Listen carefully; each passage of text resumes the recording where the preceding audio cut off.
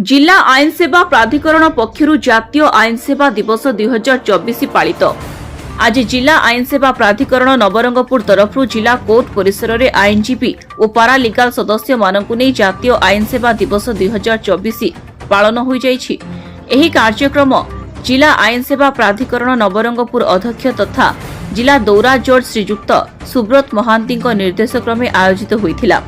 चलित वर्ष एही दिवस पालनर प्रसंग होछि समस्तଙ୍କ ପାଇଁ न्याय आईन सचेतनता माध्यम निष्पेषित श्रेणीर सशक्तिकरण। ଏହି ଶିବିରରେ जिला आईन सेवा प्राधिकरण नवरंगपुर अध्यक्ष तथा सम्मानीय जिला दौरा जज श्रीजुक्त सुब्रत महांती मुख्य अतिथि भाव जोग देइथिले। देशरे जेकोनोसी नागरिक जेकोनोसी पृष्ठभूमि आसीथांतु ना काहीकि तांकर परिचय जहा हेउना काहीकि प्रत्येकंकु मागणा आईन सेवा सहायता मिली पारिबो बोली समस्तंकु कहिथिले ओ एही दिवसर महत्व विषय और विभिन्न आईन विषय सचेतन करथिले।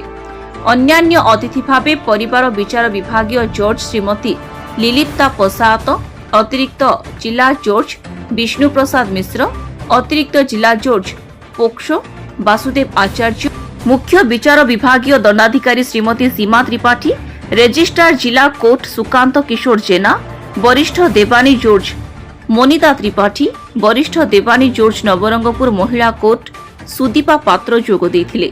जिला आईन सेवा प्राधिकरणर भारप्राप्त सचिव सुकांत किशोर जेना और उपखंड विचार विभागीय दंडाधिकारी श्रीमती प्रज्ञा पंडा, आईनजीवी संघ सभापति श्रीजुक्त नरसिंह नाथ त्रिपाठी, जिला आईनजीवी संघर संपादक श्रीजुक्त तपन सिंह और बहु आईनजीवी जोग देइथिले और राष्ट्रीय आईन सेवा दिवस 2024 विषय आलोकपात करथिले। ଏହି କାର୍ଯ୍ୟକ୍ରମ जिला आईन सेवा प्राधिकरण भारप्राप्त सचिव श्रीजुक्त सुकांत किशोर जेना द्वारा परिचालना करा जायथिला।